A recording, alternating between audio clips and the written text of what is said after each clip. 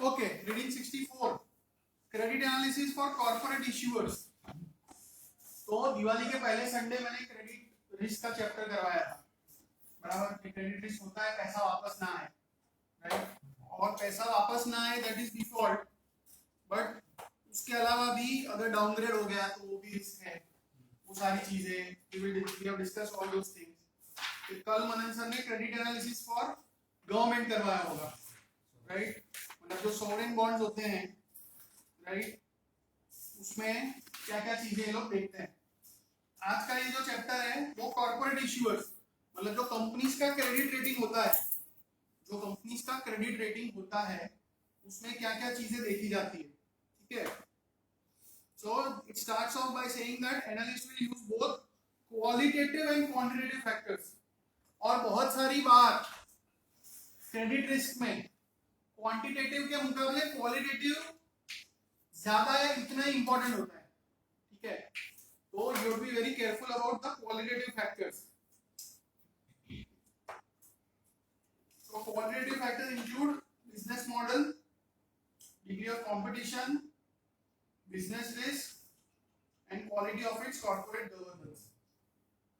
तो business model कि भाई पैसा कहां से प्रोड्यूस हो रहा है ना। हमने अभी अभी देखा है वीवर्क करके कंपनी थी, राइट, तो एक जमाने में कुछ 40-50 बिलियन डॉलर का वैल्यूएशन था and it has to file for bankruptcy, है ना।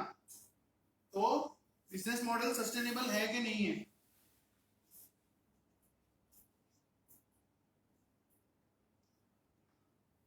Changes in business model will increase business risk. फिर इंडस्ट्री कैसी है, कंपटीशन कैसा है, इंडस्ट्री कितनी अट्रैक्टिव है, उसके लिए बहुत सारे अलग अलग फ्रेमवर्क्स होते हैं। Then business risk, high credit quality issuers have low risk of unexpected deviations from expected revenues and margin. Business risk can originate from issuer specific, industry specific or external sources.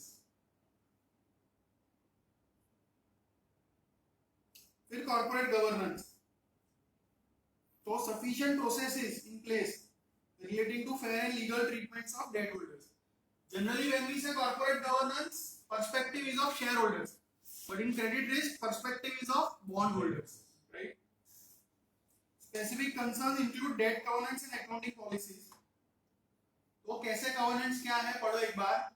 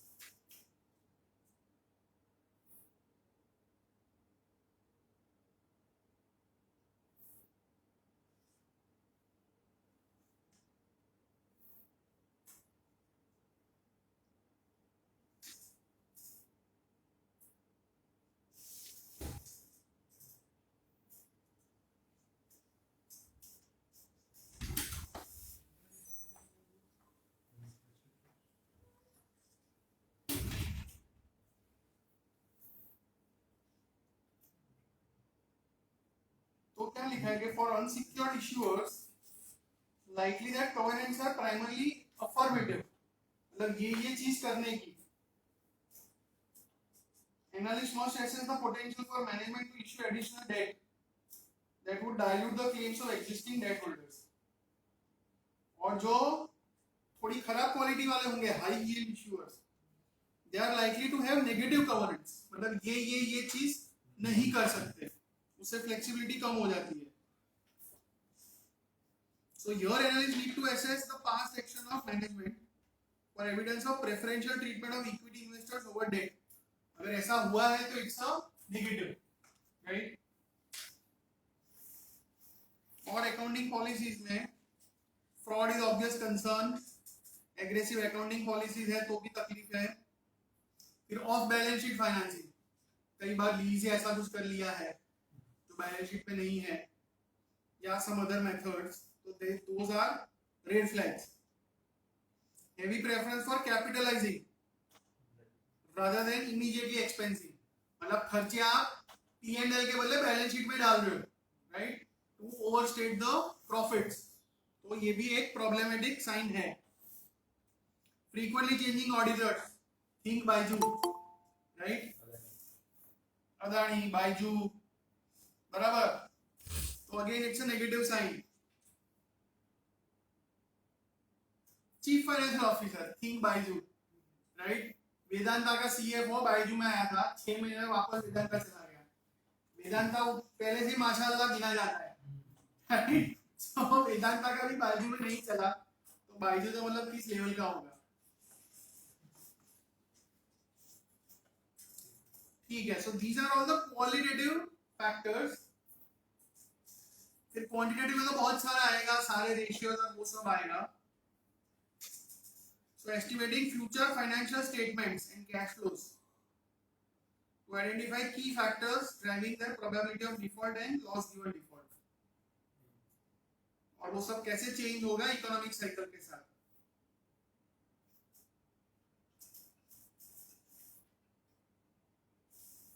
तो जो unsecured है उसको तो पता है मेरे LGD 100% ही है, गया तो फिर कुछ वापस नहीं आएगा, तो they only tend to look at PD, probability of default. But जो सिक्योर्ड है उसको ये भी देखना पड़ेगा कि PD as well as LGD कितना होगा.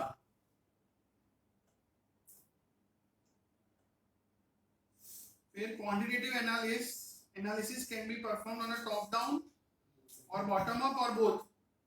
टॉप डाउन मतलब ऊपर इकोनॉमी से चालू करो कि पूरी इकोनॉमी कैसी है, सेक्टर कैसा है, इंडस्ट्री कैसा है, कंपनी कैसा है, राइट. जबकि bottom up issuer specific, company specific चीजों से चालू होगा.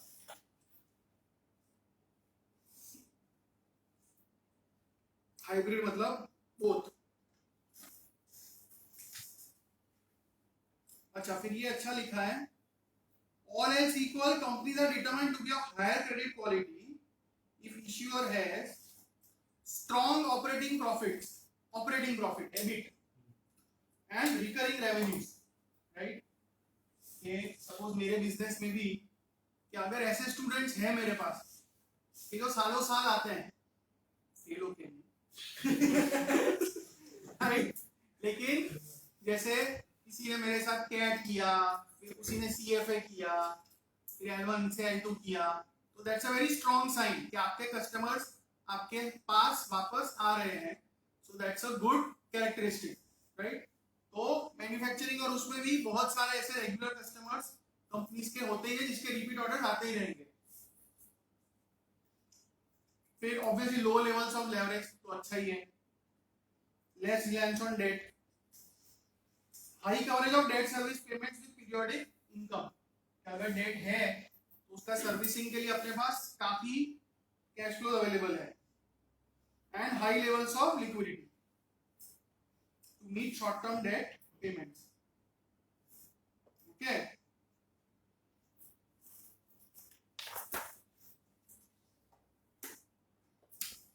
fine. तो अभी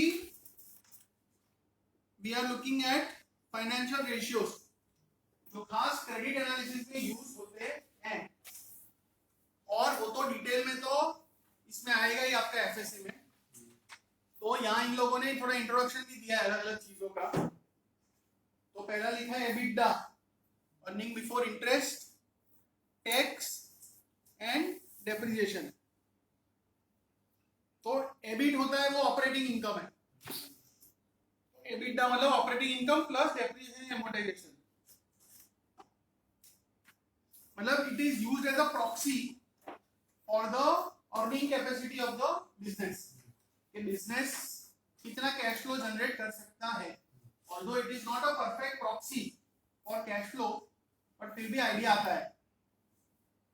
drawback is that it does not adjust for capital expenditure and changes in working capital, that's a valid drawback, कि एबिटा तो स्ट्रांग हो सकता है, लेकिन वो जनरेट करने के लिए अगर फिक्स्ड एसेट्स या करंट एसेट्स को वर्किंग कैपिटल ही बोलते हैं, अगर करंट एसेट्स या वर्किंग एसेट्स में बहुत पैसा डालना पड़ रहा है तो then you may not be very healthy.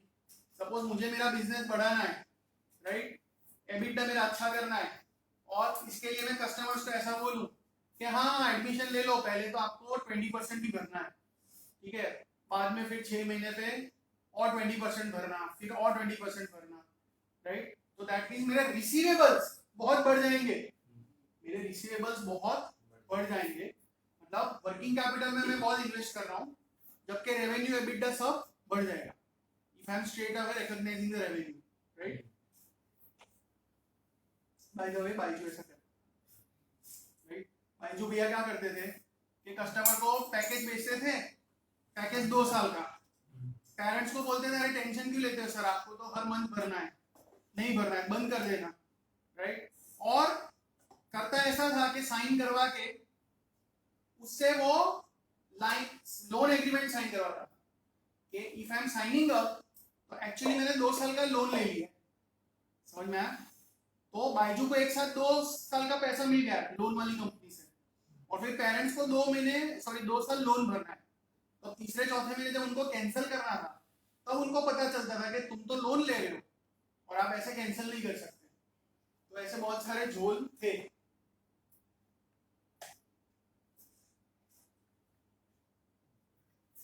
So that is EBITDA. Another is जो कैश फ्लो स्टेटमेंट होता है उसमें से आप cash flow from operating activities CFO ले सकते हो, it is calculated as net income मतलब net profit plus non cash charges depreciation जैसा minus increase in working capital. तो एबिटा का जो एक प्रॉब्लम था वर्किंग कैपिटल को अकाउंट नहीं करता था, वो इसमें सॉल्व हो गया, बट अभी भी फिक्स्ड एसेट्स में जो पैसा जा रहा है वो इसमें माइनस नहीं करना है। फिर और एक है FFO which is funds from operations, net income plus depreciation amortization deferred taxes other non cash items. तो this is just a cash flow, इसमें भी वर्किंग कैपिटल या फिक्स्ड एसेट माइनस नहीं कर रहे। फिर सबसे बढ़िया अगर कर सको तो free cash flow, free cash flow मतलब कैश फ्लो निकालो, या सीएफओ जो था ना जिसमें वर्किंग कैपिटल माइनस हो रहा था ना, उसमें से फिक्स्ड एसेट इन्वेस्टमेंट भी माइनस कर लो, तो फ्री कैश फ्लो ये इतना पैसा बच रहा है दूसरी चीजों के लिए, right. It represents the discretionary cash flow of the company. Discretionary मतलब ये बंधा हुआ नहीं है, वो जो बचा उसके साथ कंपनी कुछ भी कर सकती है।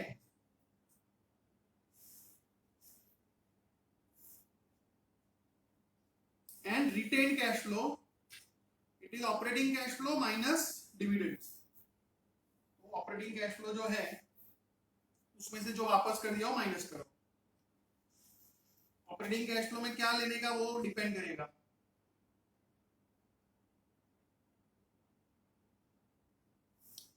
ऑनलाइन ठीक है?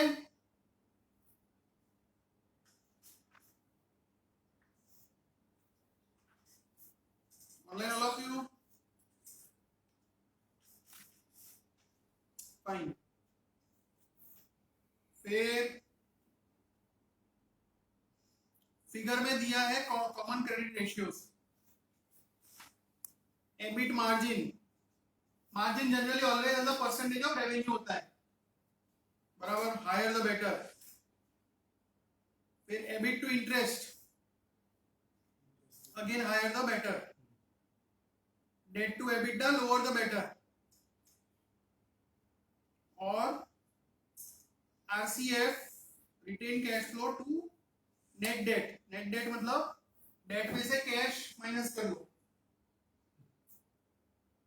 Higher the better.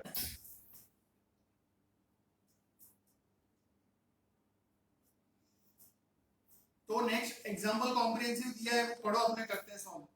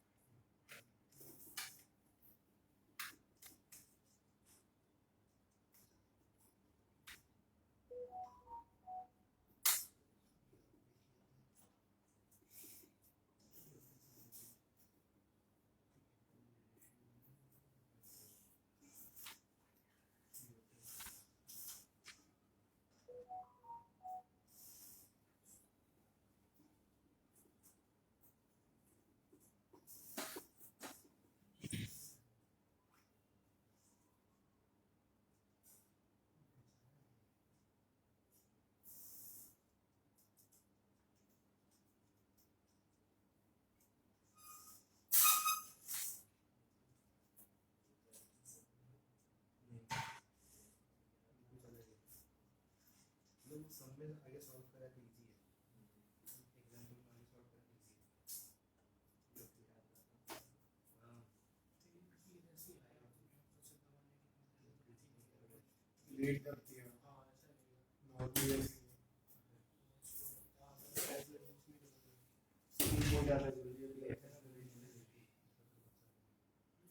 तो दो कंपनी दी है, यॉर्क और जेल।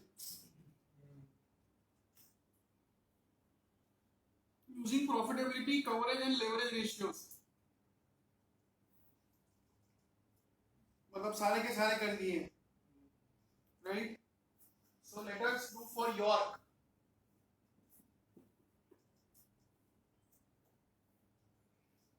EBIT by revenue,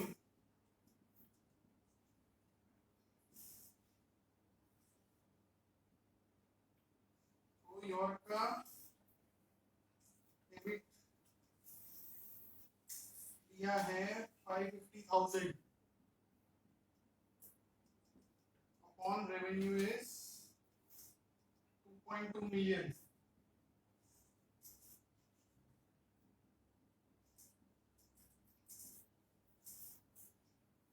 तो 0.25, 25%।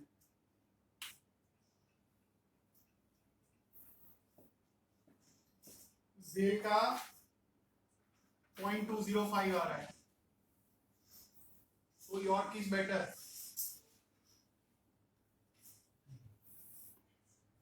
With coverage, EBIT upon interest, again 550,000. Interest expenses 40,000. 55 by 4, 13.75 आएगा।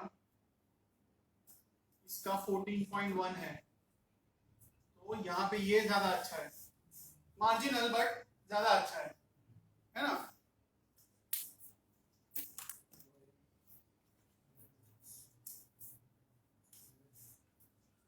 फिर debt to EBITDA,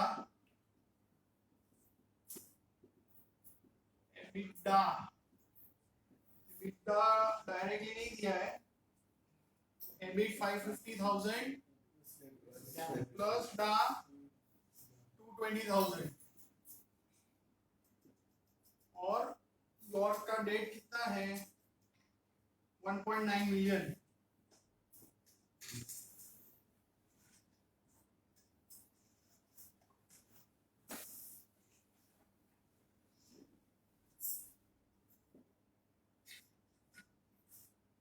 lakh million की डेट 7,17,000।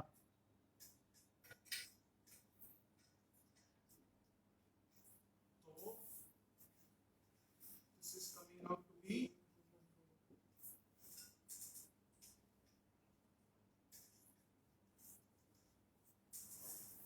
around 2.5 और इसमें 0.9। तो ये एकदम बढ़िया है, ये जितना कम हो उतना अच्छा ना। Yes, sir. तो जेल अच्छा है और काफी सिग्निफिकेंट फर्क है, isn't it?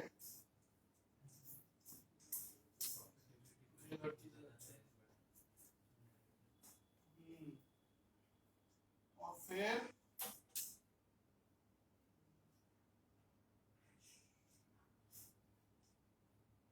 RCF retain cash flow upon net debt, RCF upon net debt.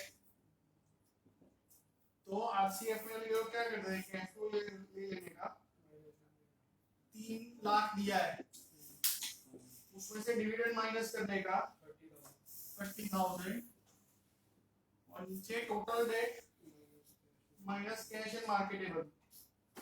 तो 19 लाख माइनस 5 लाख 14 लाख।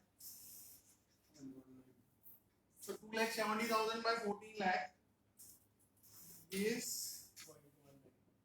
0.19 versus इसका 0.38. So here also ZAIL is better, है ना? Retained cash flow ज्यादा है उसके पास। So net it looks as if York के मुकाबले ZAIL ज्यादा अच्छा क्रेडिट क्वालिटी है, ठीक है ना?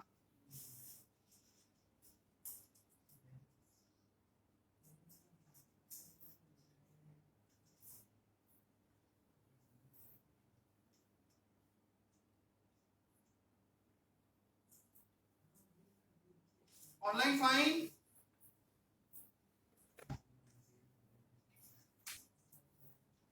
Okay class. हाँ कोई पूछ रहा है कुछ ऑनलाइन? क्लासरूम ठीक है, okay.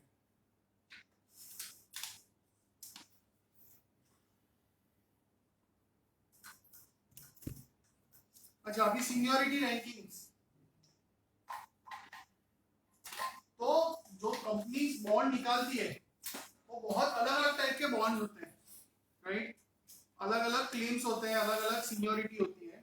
So we should know the basic terms और उसका क्या मतलब है। Each different type of bond of a particular issuer is ranked according to a priority of claims in the event of default. अगर default होता है तो पहला नंबर किसका लगेगा वो डिफाइंड होता है। Bond's position in the priority of claims to the issuer assets and cash flows is referred to as seniority ranking. That can either be secured or unsecured. Secured मतलब पर्टिकुलर एसेट्स की security है कि अगर cash flow enough नहीं हुए तो जो bond holders हैं वो पर्टिकुलर एसेट्स को बेच के अपना पैसा निकाल सकते हैं, that is secured, right? Unsecured मतलब जनरल कैश फ्लोज है वो है, कुछ ऐसा डेजिग्नेटेड चीज नहीं आपकी सिक्योरिटी के लिए। तो ऑब्वियसली अनसिक्योर्ड के मुकाबले जनरली सिक्योर्ड कम क्रेडिट रिस्क रखेगा। Unsecured debt represents a general claim to the issued assets and cash flows. Secured debt has a higher priority of claims than unsecured debt. अच्छा फिर बोल रहे secured debt, this is interesting. can be further distinguished as first lien where a specific asset is pledged or first mortgage where a specific property is pledged. देखो लियन और mortgage में जो फर्क है ना वो सिर्फ लीगल टर्म्स का है. कुछ चीजें खास करके इमूवेबल प्रॉपर्टी होती है, घर है ऐसा कुछ है या ऑफिस है गोडाउन है, तो उसमें उसको मॉर्गेज बोलते हैं. जबकि स्टॉक है कि कुछ और चीजें रिसीवेबल्स है उसको प्लेज या हाइपोथिकेशन बोलते हैं. बट मोटा मोटा economically it is similar, right. अच्छा, तो वो फर्स्ट लियन. फिर सीनियर सिक्योर्ड सेकंड लियन भी हो सकता है, या जूनियर सिक्योर्ड, मतलब ये सब कम कम सिक्योरिटी वाले होंगे, कम ज्यादा रिस्की होंगे ये सब.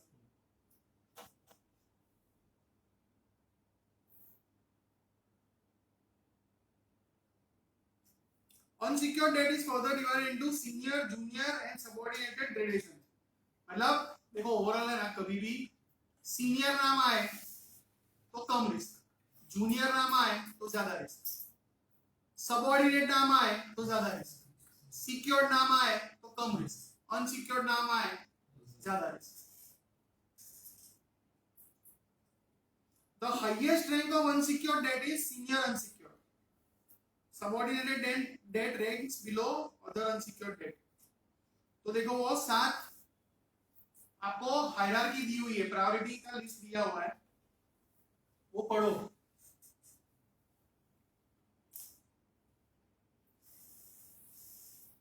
फर्स्ट लियन या फर्स्ट मॉर्गेज वो सबसे सिक्योर, फिर सेकंड लियन को सीनियर सिक्योर बोलते हैं, फिर जूनियर सिक्योर, फिर अनसिक्योर चालू हुआ उसमें सीनियर, फिर सीनियर सबऑर्डिनेटेड, फिर सबऑर्डिनेटेड, फिर junior subordinated. All debt within the same category is said to rank pari passu. मतलब सपोज सीनियर अनसिक्योर में कंपनी के 5 अलग अलग बॉन्ड्स है, तो वो पांचों 5 बॉन्ड होल्डर्स को सिमिलर इक्वल ट्रीटमेंट मिलेगा.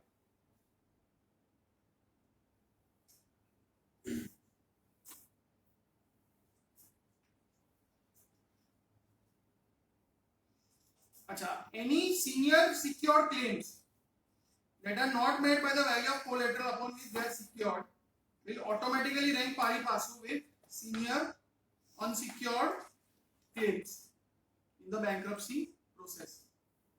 मतलब अगर कम पड़ता है एसेट तो उसके बाद वाली जो कैटेगरी है उसमें वो गिना जाएगा. Recovery rates are the highest for debt with the highest priority of claims. वो तो सिंपल है कि जितना ऊपर आपका होगा उतना रिकवरी का चांस और रिकवरी का अमाउंट बढ़ जाएगा. Decrease with each lower rank of seniority. जितने लोअर जाओगे उतना क्रेडिट रिस्क बढ़ेगा. In a default or reorganization, senior lenders have claims on assets before junior. Equity तो एकदम बाद में आता है. ये 7 लिखा है उन सबके बाद इक्विटी, और इक्विटी में भी 7 के बाद प्रीफर्ड जो इक्विटी है वो, और लास्ट में ordinary common equity.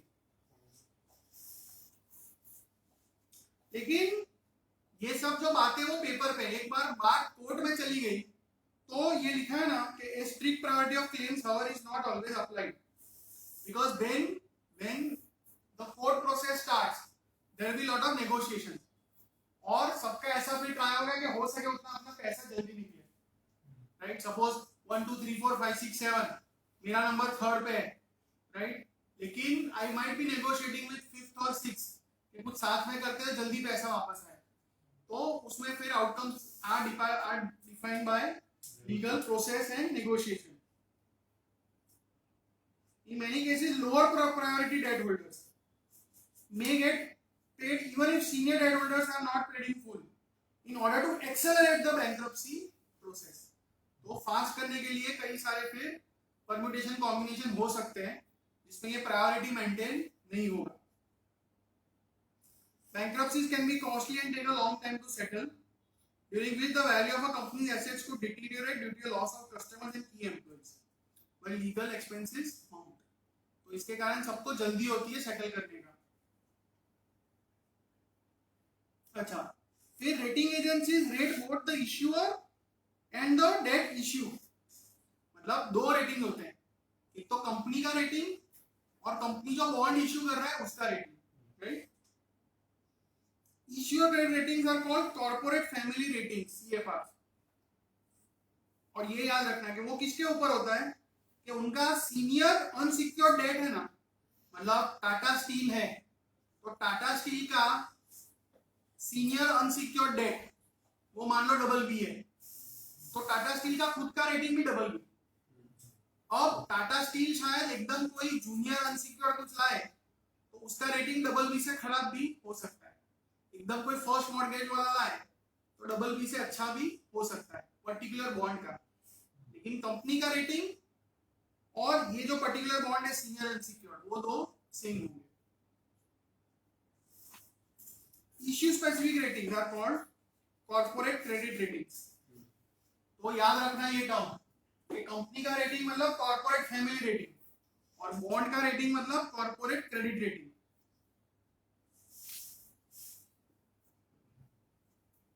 Okay, the rating of a firms individual bonds can differ from its issuer rating. वो तो है क्योंकि सीनियरिटी कवर्नेंट सब अलग अलग होगा। और ये जो प्रैक्टिस है उसको बोलते हैं नॉचिंग।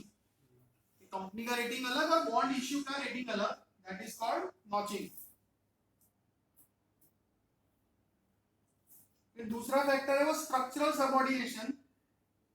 वो पढ़ो एक बार, मैं समझाता हूं।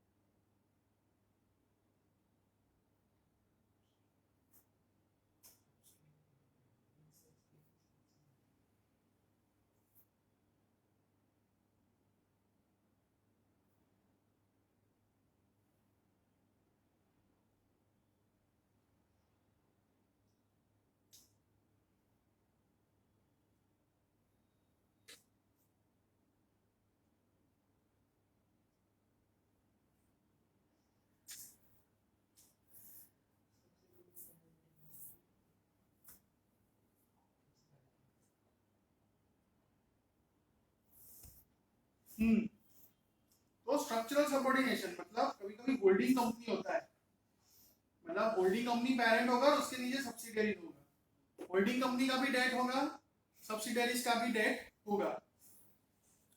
और subsidiaries debt covenant may restrict the transfer of cash or assets upstream to the parent company before subsidiary's debt is serviced। मतलब सपोज टाटा सन्स है, राइट, टाटा सन्स है और टीसीएस है।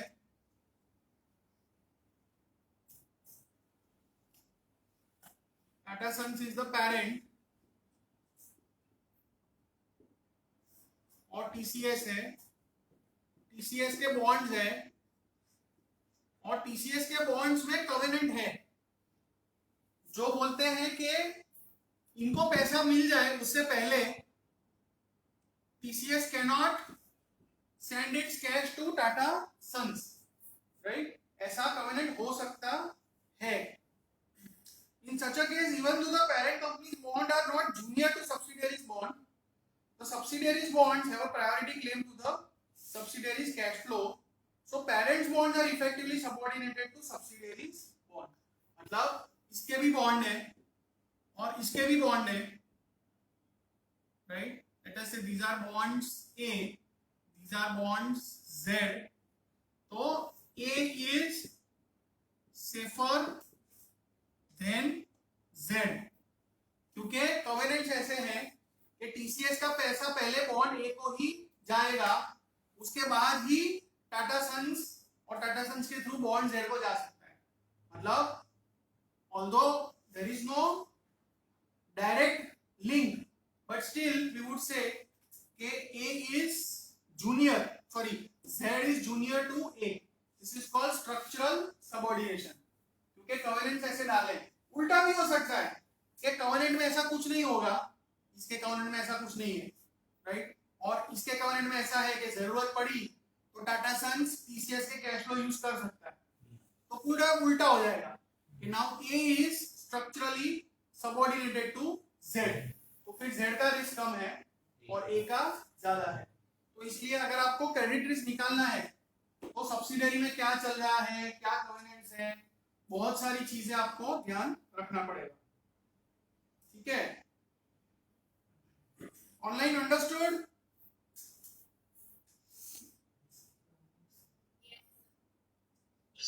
ओके. फिर last paragraph, notching is less common for highly rated issuers than lower rated issuers. याद रखना, जो बहुत हाई क्लास कंपनी होगी उसमें उतना नॉचिंग नहीं देखने को मिलेगा क्योंकि सब एकदम हाई क्वालिटी है. कोई भी तुम्हारा सिक्योर्ड हो के अनसिक्योर्ड हो के ये वो ज्यादा फर्क नहीं पड़ता. जबकि लोअर रेटेड होंगे तो उसमें बेसिकली गरीब है, लेकिन फिर कुछ बॉन्ड निकाले होंगे जिसमें बहुत सिक्योरिटी डाली होगी तो उसमें हाई रेटिंग होंगे. तो नॉचिंग का काफी आपको देखने को मिलेगा.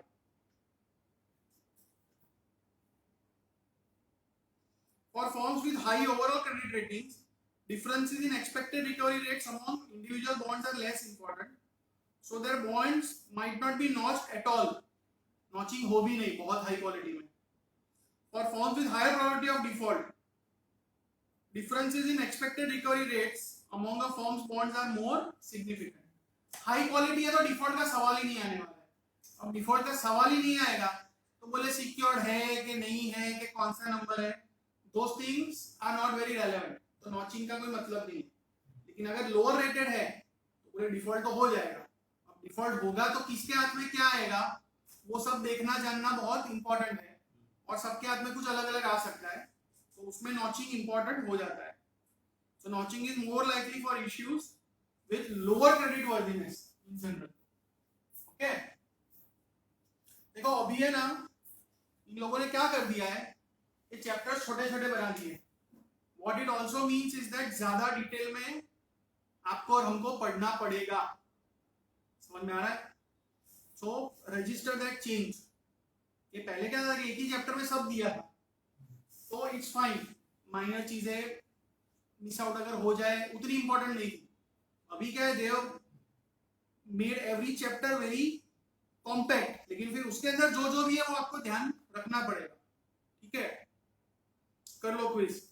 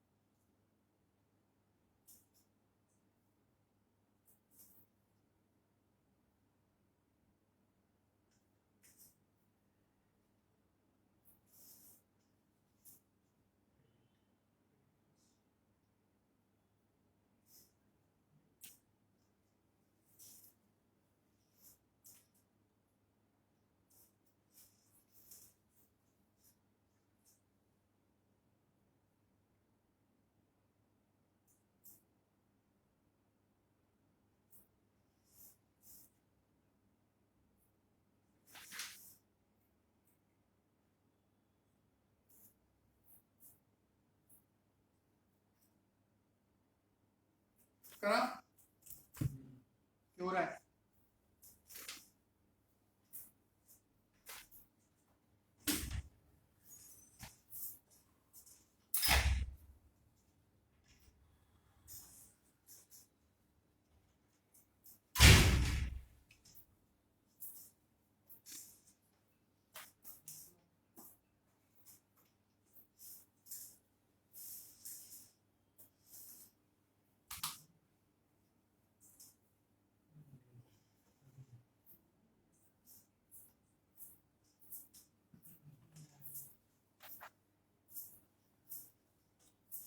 Okay, first, which of the following scenario is most likely to occur as a result of corporate issuer moving from unsecured debt to secured debt?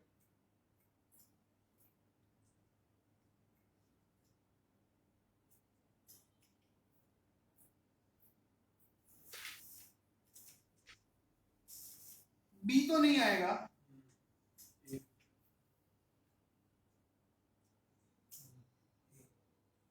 ए उसका रीजनिंग भी पढ़ो.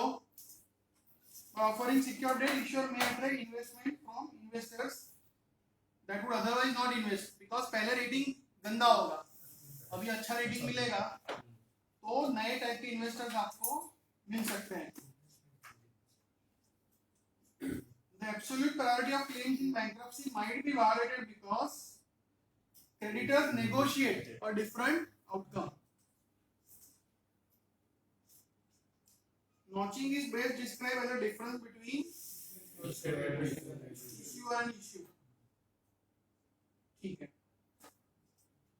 Higher credit risk is indicated by higher debt to EBITDA. Lower होना चाहिए. ठीक है. So that is the end of 64 and in fact that is the end of credit risk. Credit risk के 3 chapters हैं ना. Simple वाला credit risk, फिर sovereign और कॉर्पोरेट. नेक्स्ट संडे से वैल्यूएशन स्टार्ट होगा, प्रैक्टिकल एस्पेक्ट्स. ठीक है. मौसम अच्छा है, घूमने जाओ.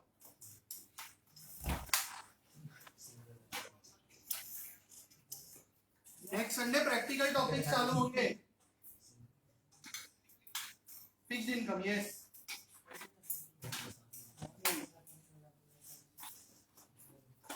चलो ऑनलाइन बाय.